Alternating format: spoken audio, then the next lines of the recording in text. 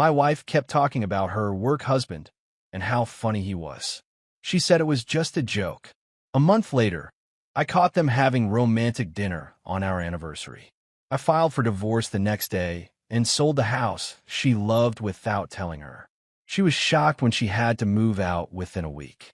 But before I begin, please like and subscribe to the channel. And we'd love to hear which part of the world are you joining us from. Let us know. Now let's dive into today's story. Patrick Calder's eyes opened at 5:47 a.m., 3 minutes before his alarm. He stared at the ceiling fan, watching the blades cut slow circles through the darkness. The pattern never changed. Wake, rise, function. Outside, the lake waited just beyond the window, breathing its cold morning breath across the water. He slipped from bed without disturbing Cheryl. Her breathing was steady, deep, the kind of sleep that came easy to people with clear consciences. Patrick padded barefoot across the hardwood, feeling the grain beneath his feet, the slight give where the floor settled over time. Every creak had a story. He knew them all. The kitchen was his sanctuary in these early hours. He filled the coffee maker with water from the tap, measured ground with the precision he brought to everything. While the machine hissed and gurgled, he stood at the back door and watched the lake emerge from night into morning. Gray became blue. Darkness became definition. The water held secrets, but it never lied about what it was. Cedar Ridge, Wisconsin was the kind of town where people still waved when they passed on the road, where the hardware store owner knew your name and your father's name before that. Patrick had grown up here, left for college, and returned because some places fit you like a worn coat. Comfortable. Necessary. He took his coffee black, standing at the counter, scrolling through their joint bank account on his phone. Numbers told the truth when words wouldn't. Deposits, withdrawals, the ebb and flow of two lives running parallel. Nothing unusual. Not yet. The hinge on a back door had been catching for a week. Patrick set down his coffee and retrieved his toolbox from the garage, working in the quiet morning light. The screwdriver felt right in his hand, solid, purposeful. 3 turns on each screw, a drop of oil on the pin, test the swing. Smooth now. Fixed. His father had taught him that. Fix what you can control. Prepare for what you can't. Patrick heard Cheryl before he saw her. The soft pad of her feet, the rustle of fabric, the click of a light switch. When he turned, she was standing in the kitchen doorway, already dressed for work. She wore the blue blouse he'd bought her last Christmas, and that perfume she saved for important days. Sharp and sweet, like fruit on the edge of turning. "You're up early," he said, returning the toolbox to its place. Big presentation. She moved to the counter, poured cereal into a bowl with careful precision. Wanted to get a head start.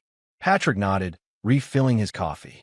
They moved around each other with the practiced ease of 10 years. She reached for the milk as he stepped aside. He grabbed a spoon from the drawer she'd just closed. A choreography so familiar it felt like breathing. "Oh," Cheryl said, her voice bright, almost too bright. "You would love him." Patrick looked up from his coffee. "Who?" "Trevor. From work." She laughed, high and quick. "He's hilarious. We've been calling each other work husband and work wife. You know, like a joke." The phrase hung in the air between them like smoke. Work husband. Patrick took a sip of coffee, let the heat burn down his throat. "That's what you call each other?" "It's just a joke, Patrick. Relax." Cheryl waved her spoon dismissively. "Everyone at the office does it. It's harmless fun." He said nothing. He often said nothing when the important word arrived. His father's voice echoed in his memory. "When something smells wrong, boy, you don't keep breathing it in. You stop. You measure the room." Patrick stored the phrase away in the careful catalog he kept. "Work husband. Just a joke. Relax." Cheryl finished her cereal, rinsed the bowl, kissed him on the cheek with lips that tasted like strawberries and milk. "I might be late tonight. Trevor and I are working on the quarterly reports." "Drive safe," Patrick said. The door closed. The house settled into silence. Patrick stood at the sink, watching her car disappear down the gravel drive, dust rising in small clouds behind the tires. Just a joke. He'd heard that before, in different contexts from different people. His college roommate had said that before he flunked out. His cousin had said that before the DUI. Words people used when they wanted you to ignore what your gut already knew. Patrick finished his coffee, washed both their cups, and placed them in the drying rack with the handles facing the same direction. Order mattered. Systems mattered. When everything else fell apart, you had what you built. The pattern started small, the way Rod always does. 3 days after the work husband comment, Patrick noticed Cheryl checking her phone during dinner. Not unusual by itself. Everyone checked their phones. But she smiled at the screen with a softness he recognized. It was the smile she used to give him. "Something funny?" he asked. "Just Trevor being Trevor." She set the phone face down on the table. "He sent me a meme about our boss." Patrick cut his chicken, chewed, swallowed. "What does Trevor do?" "Sales. He's new, transferred from a Milwaukee office about 2 months ago." Cheryl's voice carried an energy it hadn't held in weeks. "He's really turned the team around. Everyone loves working with him. Sounds like a good addition." "He really is." The conversation moved elsewhere. Bills to pay, a cousin's wedding invitation, whether they should replace the dock boards before winter. Normal things. Safe things. But Patrick filed it away. Trevor. Sales. Milwaukee. 2 months. A week later, Cheryl stopped wearing her wedding ring to work. He noticed on a Thursday morning. She was braiding her hair in the bathroom mirror, the ring sitting on the counter beside her makeup bag. When she finished, she reached for her earrings but left the ring where it lay. "Forget something?" Patrick leaned against the doorframe.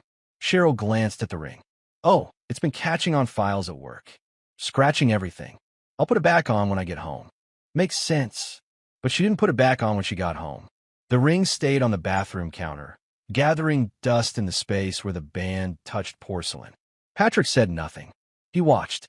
2 weeks later, Cheryl was folding laundry on the couch while Patrick read a book in his chair. She laughed suddenly, holding her phone in one hand and a t-shirt in the other. "What's funny?" he asked without looking up. "Trevor he has this way of describing people. He called our manager a motivational poster that gained sentience and learned cruelty." She snorted. "It's so accurate." Patrick turned a page. "He sounds creative." "He is. He's actually really smart. Did I tell you he has an MBA from Northwestern?"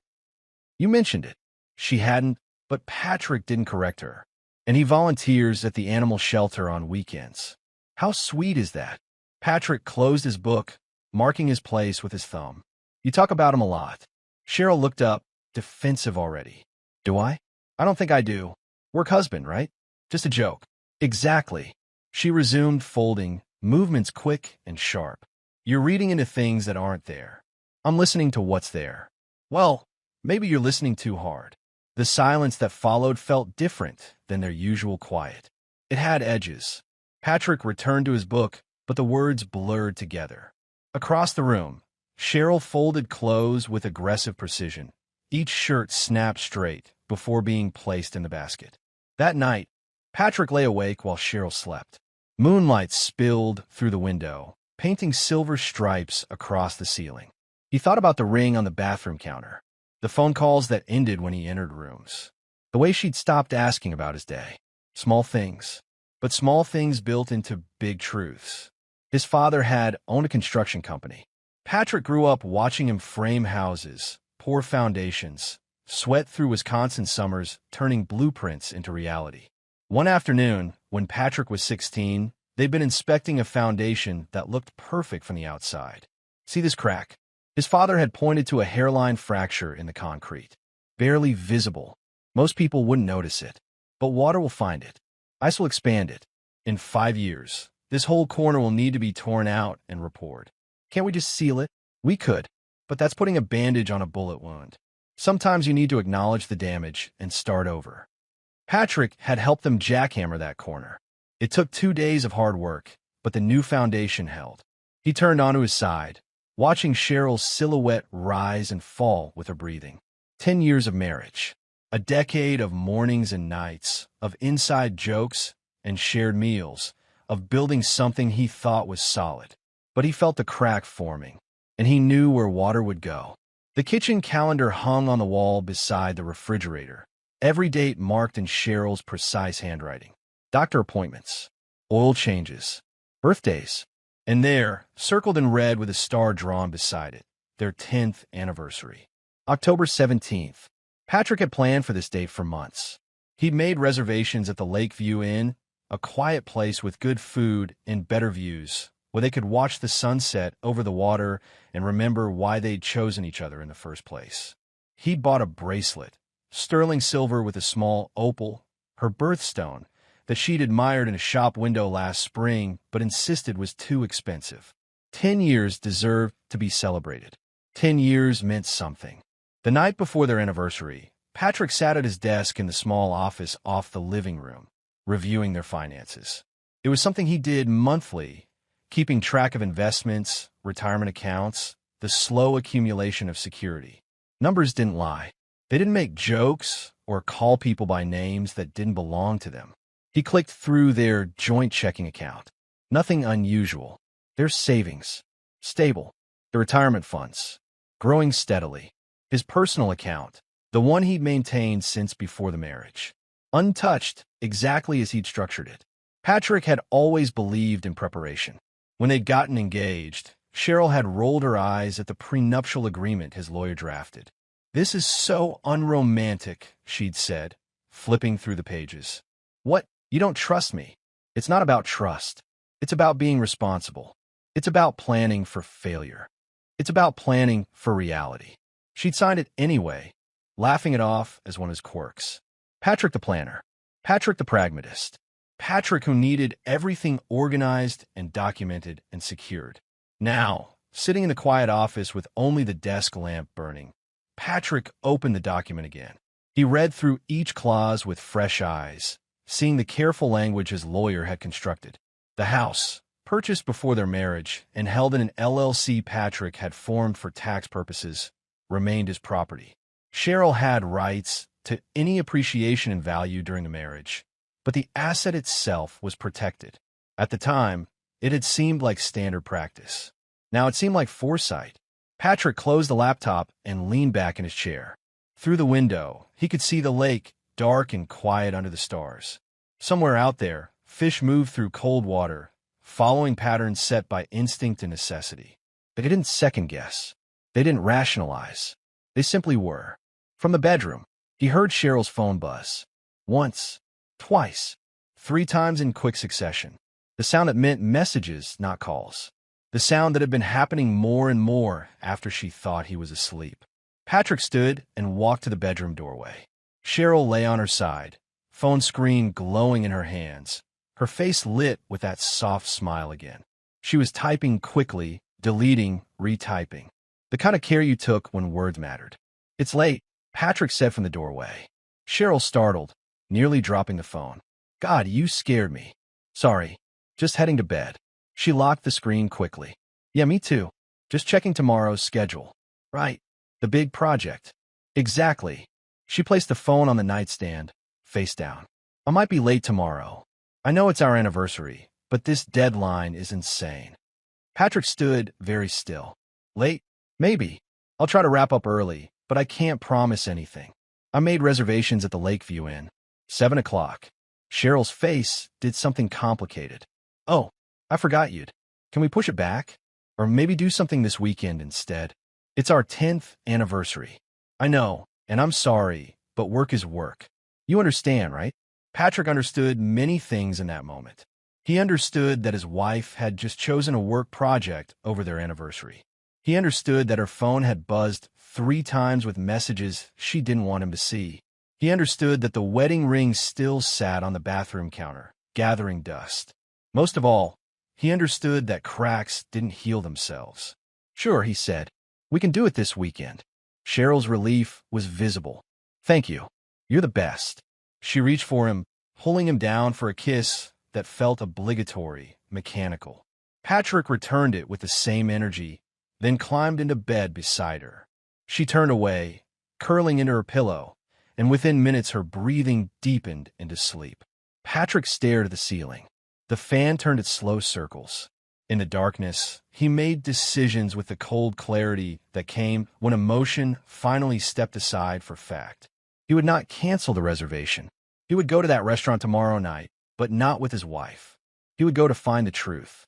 And when he found it, because he would find it, he would act with the same precision he brought to fixing hinges and reviewing finances and building foundations that lasted. Some things could be sealed and saved.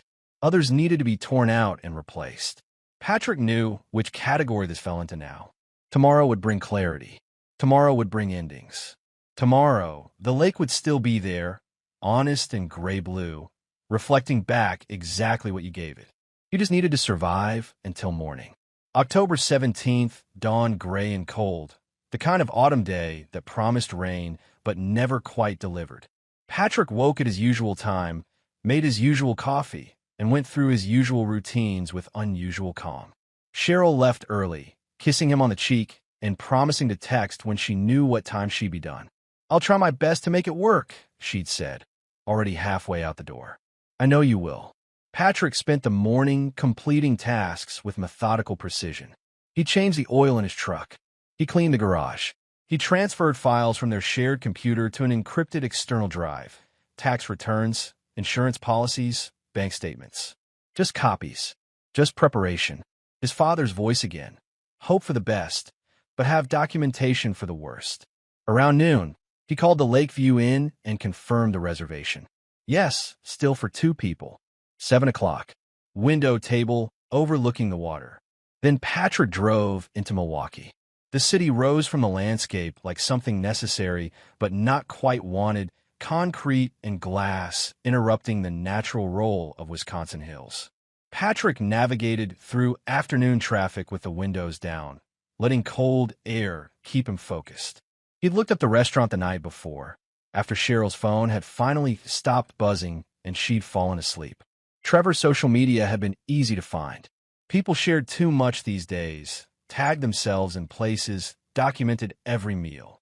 3 weeks ago, Trevor had posted a photo of a pasta dish with the location tagged, Rossetti's, an Italian place along the Milwaukee River, known for romantic ambience and discretion.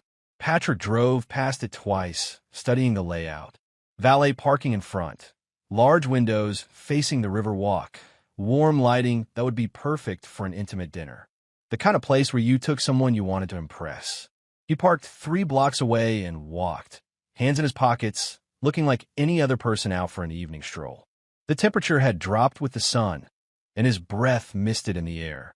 Along the river, couples walked hand in hand, and somewhere a street musician played guitar, the notes carrying on the cold breeze. Patrick checked his watch. 6:47 p.m. He positioned himself across the street from Rossetti's, partially hidden by a bus shelter, and waited.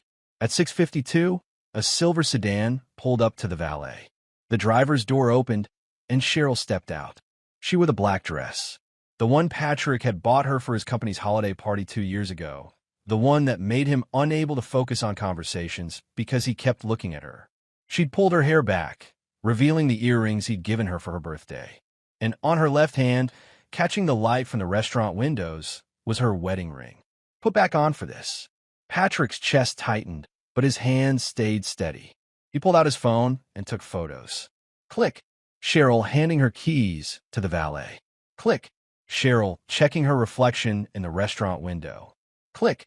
Cheryl walking inside with a smile that belonged to anticipation, to excitement, to someone going somewhere that mattered. Patrick waited. At 7:03, another car arrived. A blue BMW, leased according to the plate frame. The driver was mid-30s, tall, wearing a suit jacket over dark jeans. Confident. Comfortable. Trevor Ames walked into Rossetti's like he owned the night. Patrick gave them 5 minutes, then crossed the street. The hostess greeted him with professional warmth. "Good evening, sir. Do you have a reservation?" "Just looking for someone," Patrick said, moving past her with the kind of purposeful stride that discouraged questions. The restaurant was exactly what he'd expected. Low lighting, candles on every table, soft jazz playing from hidden speakers. The tables near the windows offered views of the river, dark water reflecting city lights in fractured patterns. Patrick found them at a corner table. Private. Intimate. Trevor sat with his back to Patrick, leaning forward as he talked. Cheryl faced Patrick's direction, but she wasn't looking toward the entrance. She was looking at Trevor with complete focus, the kind of attention that erased the rest of the room. Patrick moved closer, angling himself behind a decorative column that provided cover. He raised his phone again and took photos. Trevor's hand on the table, inches from Cheryl's. Cheryl laughing at something Trevor said, her whole face alight. The wine glasses, the candles, the intimacy that needed no physical contact to be completely clear. A waiter approached their table with menus. Patrick zoomed in, capturing the timestamp on his phone's display. 7:14 p.m. October 17th, their 10th anniversary. He took one more photo, wide angle, showing both of them framed in the warm glow of the restaurant. And then he left. Outside, the cold air hit him like a slap. Patrick walked back to his truck with measured steps, not running, not hurrying, just moving with the certainty of someone who had confirmed what he needed to know. His phone held the evidence, the truth. The crack in the foundation had become a chasm. He sat in his truck for a long moment, engine running, heat beginning to fill the cab.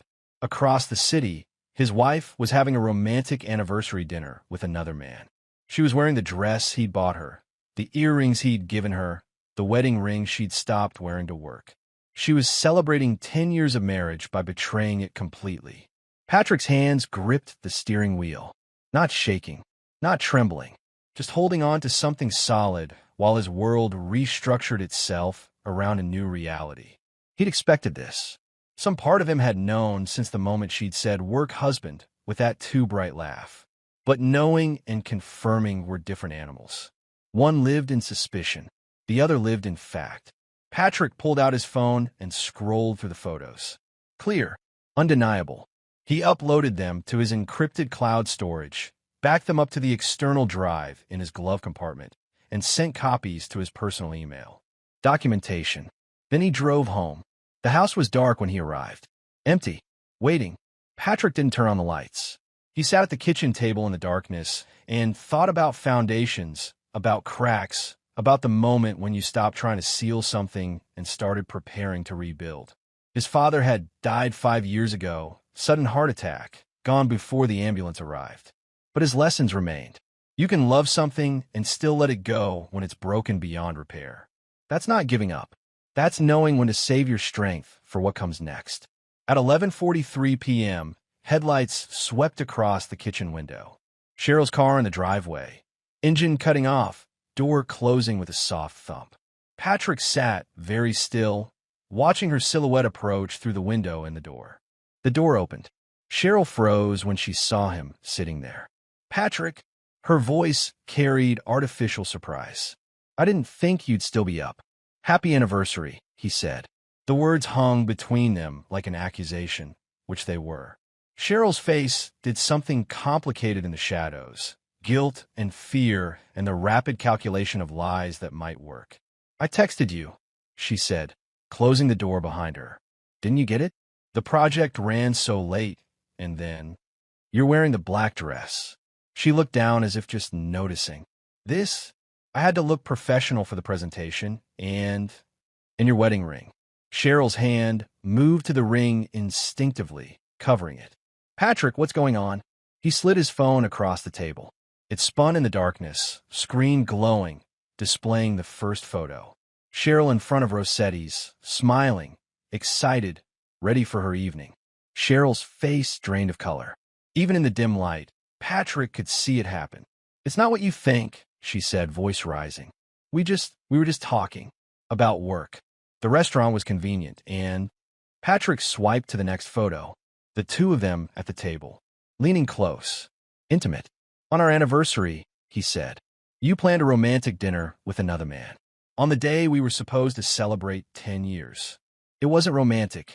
It was just dinner. Don't. The single word cut through her attempts at explanation. Patrick stood, moving to the window, looking out at the lake. Behind him, he heard Cheryl crying. Soft, broken sounds that might have moved him a month ago. A week ago. Tonight, they sounded like soundtrack to a decision already made. I'm lonely, Patrick. Her voice shook. You're always so calm, so controlled. Nothing ever touches you. Trevor makes me feel alive. He makes me feel seen. I see you, Patrick said, still facing the window. I saw you lying for weeks. I saw you stop wearing a ring. I saw you choosing him tonight over us. It was one dinner. It was the moment you decided he was worth more than 10 years. Patrick turned to face her. It was the moment you proved the crack was real. Cheryl's tears had turned to anger now.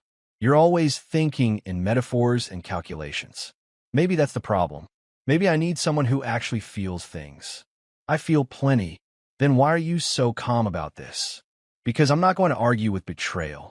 Patrick picked up his phone, pocketing it. I'm just going to respond to it. What does that mean? It means I'm done. The words landed with finality. Cheryl stared at him, mascara streaking her face, wedding ring catching light from the window. Patrick, please. We can work on this. We can go to counseling. I'll stop talking to Trevor. No. You can't just give up on 10 years. I'm not giving up on 10 years. I'm acknowledging that you already did. Patrick moved toward the bedroom, but Cheryl grabbed his arm. Don't do this. Not like this. Let's talk in the morning when we're both calmer. I'm perfectly calm. That's the fucking problem. She was shouting now, voice breaking. You're always calm. Even now, even when I'm falling apart, you're just processing. Like I'm a problem to be solved instead of your wife. Patrick gently removed her hand from his arm. You stopped being my wife when you decided Trevor was worth lying to me. The rest is just paperwork. He walked to the bedroom, closed the door, and listened to her crying in the kitchen. The sound continued for a long time. Eventually, he heard her gather her keys, heard the front door open and close, heard her car start and drive away. Patrick sat on the edge of the bed in the darkness. His phone buzzed with a text message from Cheryl. Please don't do anything tonight. Let's talk tomorrow. He didn't respond. Instead, he opened his contacts and scrolled to his lawyer's number. Michael Brennan had handled the prenup, had helped Patrick set up the LLC that held the house, had been his college roommate and friend for 20 years. Patrick sent a text. Need to meet first thing tomorrow. Divorce. I'll explain then. The reply came within minutes. 8 a.m. my office. I'll have the papers ready. Patrick set his phone aside and lay back on the bed. Above him, the ceiling fan turned its endless circles. Outside, the lake breathed its cold breath. Inside, a marriage ended not with screaming or violence, but with the quiet certainty of someone who'd finally stopped patching cracks and started building something new. Michael Brennan's office sat above a coffee shop on Main Street, smelling perpetually of espresso and old law books. Patrick arrived at 7:55 a.m., exactly as planned, carrying a folder containing every photo, every bank statement, every piece of documentation he'd gathered. Michael looked exhausted when he opened the door, still holding his first coffee of the day. He'd clearly been at the office since early morning, preparing.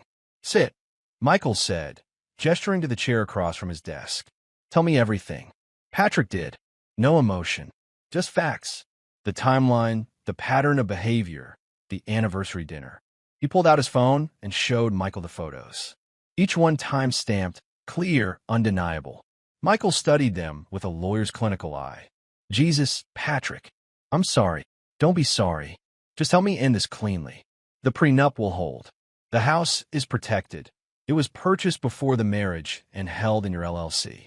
She has no claim to it, only to any appreciation and value during the marriage. Michael pulled out a calculator and started running numbers. Even that's minimal. The market's been relatively flat. What about the timeline? Wisconsin has a 6-month waiting period for divorce, but we can file immediately. Irretrievable breakdown of the marriage. With this evidence, we can push for fault-based grounds if needed, though it won't change the property division much given the prenup. I want it fast. I want it final. Michael nodded. I'll file this morning. You'll need to have her served. I'd recommend doing it at work, neutral territory, witnesses present. No, I'll handle notification myself. Patrick, I'll handle it. Michael sighed, but didn't argue. He'd known Patrick long enough to recognize immovable resolve. Okay, I'll have everything drawn up by end of day. You'll need to sign, then we serve her. Expect her to contest, to ask for counseling, to try to delay. She'll try. It won't work. Anything else I should know? Patrick was quiet for a moment, thinking. I've transferred all my premarital assets into accounts she doesn't have access to. The joint account has 6 months of basic expenses. She can have that. That's more than generous given the circumstances. I'm not interested in revenge. I'm interested in closure. Michael made notes, his pen scratching across legal pads. What about the house? You planning to stay there? No, I'm selling it. Michael looked up, surprised. You love that house. I love what I thought my life was. Now it's just a building with memories I don't want. Market's decent right now. Lakefront property moves fast if you price it right. I'm not listing it. I have a buyer. Already. Remember Tom Henley? He's been asking about lakefront property for his daughter. Cash buyer. Close fast. Michael's eyebrows rose. How long have you been planning this? I'm not planning. I'm preparing for outcomes. Patrick, she's going to lose everything. The house, the marriage, her stability. That's what happens when you betray someone who gave you a decade of loyalty. Patrick's voice was flat, factual. I didn't create these consequences. She did. Michael leaned back in his chair, studying his friend. You're really not going to forgive her, are you? Would you? Probably not. But most people at least consider it. I'm not most people. They spent the next 2 hours reviewing documents, signing papers, building the legal framework for dissolution. Patrick read every word, asked clarifying questions, ensured he understood every clause and implication. By the time they finished, his signature decorated a dozen pages. It's official then, Michael said, gathering the papers into a folder. I'll file these this afternoon. You'll be served a copy for your records. Cheryl will be served within 48 hours. Thank you. Patrick. Michael caught him as he stood to leave. Are you okay? Really? I'm functional. That's all that matters right now. Patrick left the office and walked to the coffee shop below. He ordered black coffee and sat by the window, watching Cedar Ridge wake up for the day. The hardware store opened its doors. The bakery displayed fresh bread in its window. Life continued its patterns, indifferent to individual destruction. His phone buzzed with a text from Cheryl. Can we please talk? I miss you. Patrick deleted it without responding. Another text. I ended things with Trevor. It's over. It was a mistake. Delete. Patrick, please. I love you. He turned off his phone. The coffee burned going down, which felt appropriate. Everything was burning down. Marriage, home, the future they'd imagined. Patrick sat in the wreckage and felt nothing but the cold clarity of someone who'd made peace with necessary destruction. His father had told him once, during the foundation repair, the hard part isn't tearing out what's broken. That's just work. The hard part is accepting that sometimes you can't save what you built. Sometimes you have to let it fall and start over. Patrick was ready to start over. The court date arrived with the efficiency of legal machinery grinding forward. 3 weeks after filing, Patrick sat in a courthouse conference room across from Cheryl and her lawyer, a nervous young woman named Jessica who looked fresh out of law school.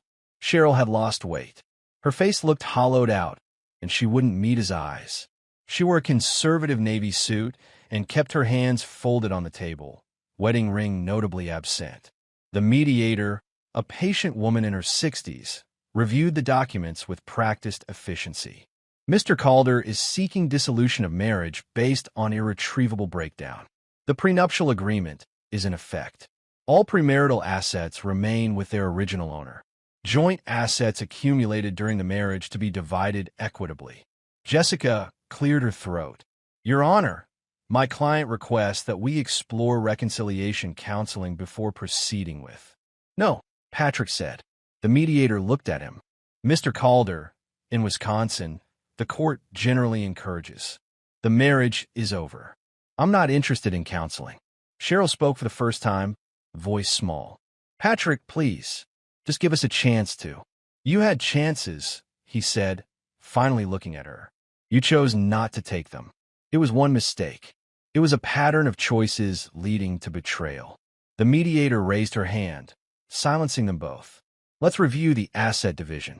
The house at 2847 Lakeshore Drive was purchased by Mr. Calder prior to the marriage and held in an LLC. Per the prenuptial agreement, this remains his sole property. Cheryl's lawyer leaned forward. The house appreciated $40,000 during the marriage. My client is entitled to half of that appreciation. Michael Brennan, sitting beside Patrick, spoke calmly.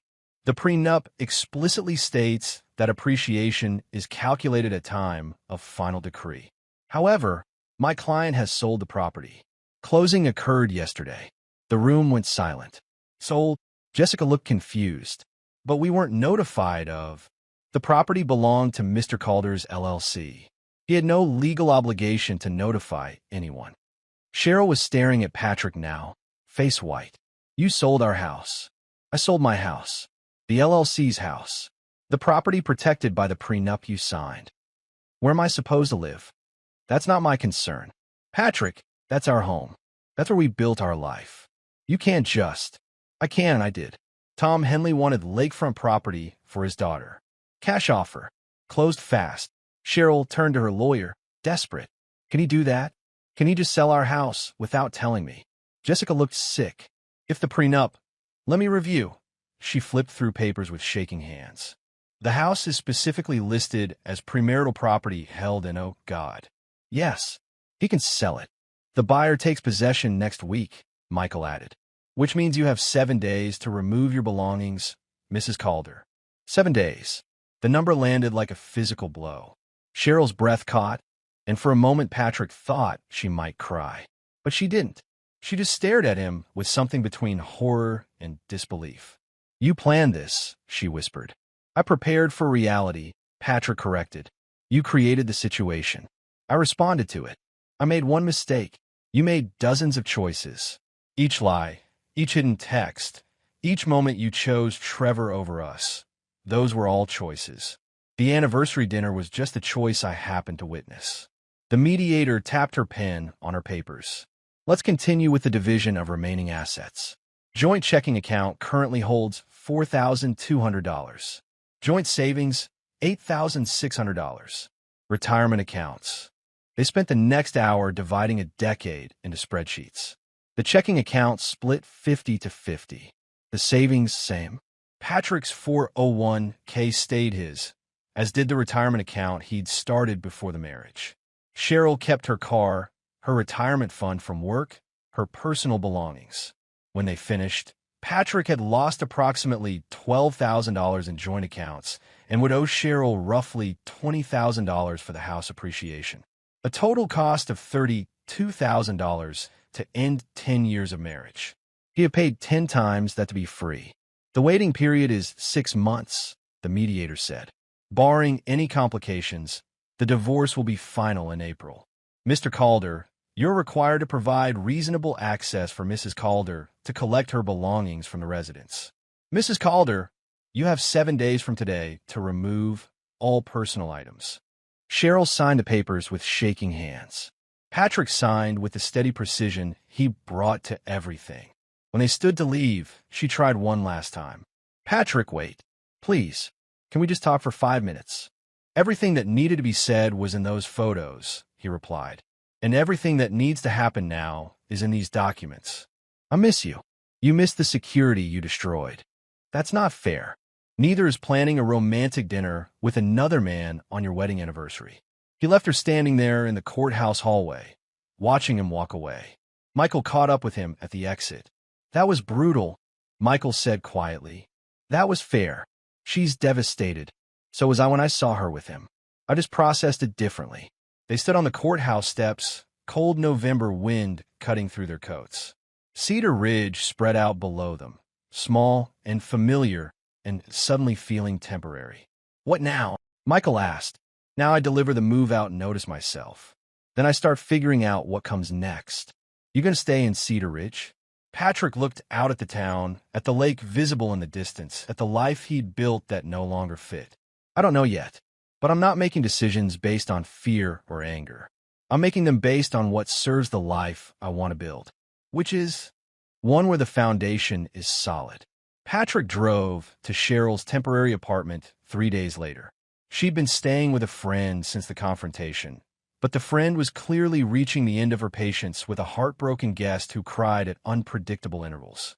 The apartment complex was generic, one of those places where young professionals and divorced people landed temporarily. Patrick parked and carried the envelope up to Unit 2B. Cheryl answered on the second knock. She looked worse than she had in court. Hair unwashed, sweatpants, no makeup. Behind her, the apartment was chaos. Boxes half-packed, clothes piled on furniture, the kind of mess that happened when someone's life fell apart faster than they could organize it. "Patrick," she said, surprise and hope mixing in her voice. "Did you come to? I came to give you this." He held out the envelope. "Official notice. 7 days to collect your belongings from the house. After that, anything remaining becomes property of the new owner." The hope died in her eyes. She took the envelope but didn't open it. 7 days. Yes, that's not enough time. It's what the buyer agreed to. You should start packing. Cheryl laughed, hollow and broken. Start packing, right? Pack up 10 years of my life into boxes in 7 days. Very reasonable. You'll figure it out. Will I? She leaned against the doorframe, looking exhausted. Trevor won't return my calls. My parents are ashamed of me. My friends are sick of hearing me cry. And you're standing here like I'm a stranger you need to deal with efficiently. You made yourself a stranger when you chose secrecy over honesty. I made a mistake, Patrick. One stupid mistake. Don't I get a chance to? You got chances. Every morning you woke up next to me and chose to keep lying was a chance. You didn't take them. Cheryl's face crumpled. I still love you. No, you don't. You love the stability I provided. You love the idea of not being the woman who destroyed her marriage. You love not having to face consequences. But you don't love me. If you did, you wouldn't have spent October 17th at a romantic dinner with another man. You're never going to forgive me, are you? Forgiveness requires trust. You shattered that. Patrick turned to leave, but Cheryl grabbed his arm. Her grip was desperate, fingernails digging in slightly. "Please, just tell me what I can do. Tell me how to fix this." "You can't fix it. Some things, once broken, don't go back together. You just replace them." "I'm not a broken appliance." "No, you're a person who made choices that ended a marriage. Now you live with those choices." He pulled his arm free gently and walked back to his truck. Behind him, he heard the apartment door slam. Through the window, he could see Cheryl standing inside, envelope still clutched in her hand, shoulders shaking with sobs. Patrick felt no satisfaction, no joy in her pain, just the cold confirmation that he'd done what needed to be done. He drove home, to the house that would soon belong to someone else, and began his own packing. Not because he needed 7 days, but because systems required completion. Each room got sorted methodically. Keep, donate, trash.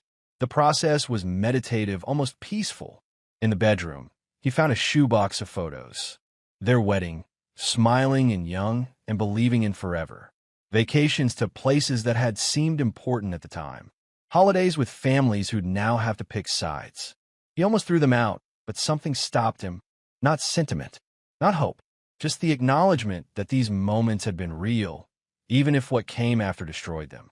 Patrick packed the photos in a box labeled archive and moved on.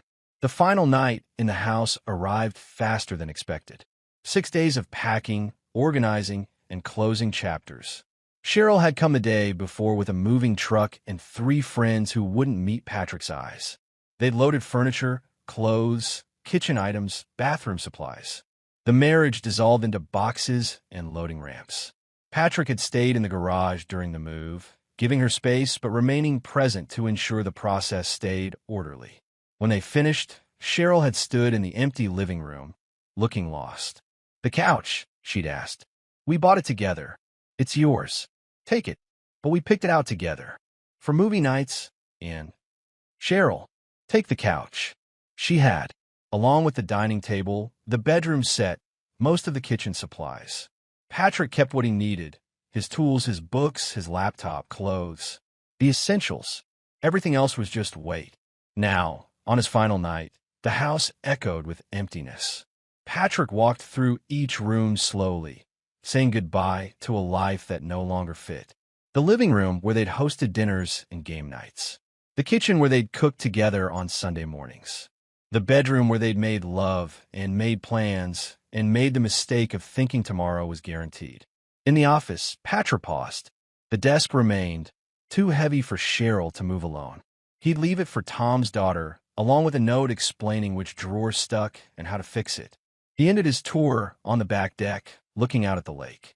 November had stripped the trees bare, leaving the view unobstructed. Water, sky, horizon. Simple geometry. Honest. Patrick sat on the steps, feeling cold wood beneath him, and thought about his father's foundation. The crack they'd found. The decision to tear out and rebuild rather than patch and pray. He'd done the same thing here. Torn out what was broken. Soon, someone else would build something new on this foundation. Maybe it would last longer. Maybe they'd take better care of it. Goodbye, Patrick said to the house, to the lake, to the decade that ended here. Then he stood, walked inside, locked the doors, and drove away. Patrick took a room at a small inn on the edge of town. Nothing fancy, just clean sheets and quiet walls while he figured out what came next. For the first time in months, he slept deeply, dreamlessly, the sleep of someone who'd completed difficult work. Morning came with pale sunlight through cheap curtains. Patrick made instant coffee in the room's tiny kitchenette and checked his phone. 3 missed calls from Cheryl, all from late last night. 2 voicemails. He didn't listen to them. Instead, he called Tom Henley. Patrick. Tom's voice boomed with characteristic enthusiasm. How's it feel to close that chapter? Relieving. Your daughter's going to love the place. She's thrilled. Already planning renovations. Kids these days always wanting to change things. Tom paused. You doing okay? Divorce is hell, even when it's necessary. I'm functional. That's the Calder way, isn't it? Stay functional until you figure out how to thrive again. Tom cleared his throat. Listen, I know this is fast, but I'm expanding the business. Opening a branch in Duluth. Need someone who understands construction, knows how to manage projects, doesn't fall apart when things get complicated. Interested, Patrick looked around the small inn room. Everything he owned fit in his truck. Nothing tied him to Cedar Ridge anymore. The job, the house, the marriage all severed. Free. I'll think about it, he said. Good. Take your time. Offer stands whenever you're ready. After they hung up, Patrick drove to the one place that had never disappointed him. The public access point on the lake, the same spot where his father had taught him to fish, where he'd proposed to Cheryl, where every major moment in his life had somehow circled back to water. He parked and walked to the edge, looking out at the gray expanse. Ice was forming at the edges, winter claiming the lake inch by inch. By January, it would be solid. People would drive trucks on it, drill holes for fishing, trust the ice to hold them. Patrick understood that trust. You tested it. You respected it. And when it cracked, you got off immediately. His phone buzzed. A text from Michael. Papers filed. You're officially separated. 6 months to final decree. Congratulations? Patrick typed back. Thank you for everything. Another text appeared, this one from Cheryl's number. I know you won't read this, but I need to say it. I'm sorry. I'm so fucking sorry. I destroyed the best thing in my life, and I don't know how to live with that. I don't expect forgiveness. I just need you to know that I finally understand what I lost. Patrick read it twice. Then he deleted it and blocked her number. Some people thought that was cruel. Patrick called it necessary. Cheryl needed to process her choices without hoping he'd soften. He needed to build his future without her pain pulling him backward. They were done. Officially, legally, emotionally. Done.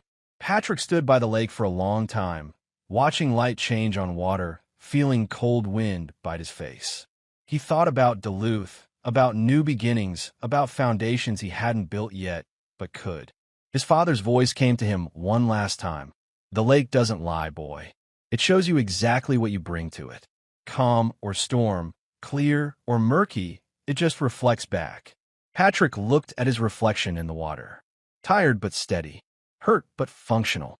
Changed but not destroyed. He could work with that. Turning away from the lake, Patrick walked back to his truck. He had calls to make, decisions to finalize, a future to construct. The past was boxed and archived. The present was temporary rooms and instant coffee. But the future? The future was unwritten, and for the first time in months, that felt like possibility instead of threat. Patrick drove away from the lake, from Cedar Ridge, from the man he'd been when he'd trusted too easily. Behind him, the water kept breathing its cold breath, indifferent and honest. Exactly as it should be.